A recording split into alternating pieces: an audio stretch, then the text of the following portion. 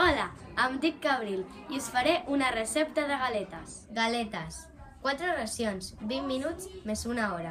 Fàcil. Ingredients: 250 grams de farina, 130 grams de mantega, 100 grams d'ametlla, 100 grams de sucre, 2 ous, candy mels. Preparació: barrejar la farina amb l'ametlla, la mantega, el sucre i els ous. Barrejar amb les mans fins aconseguir una massa homogènia i posar en el frigorífic. Mentre tenim que desfer els candy mels en el microones. Posar el forn a 180 graus, estirar la massa i tallar-la amb un cortapasses a gust de cadascun.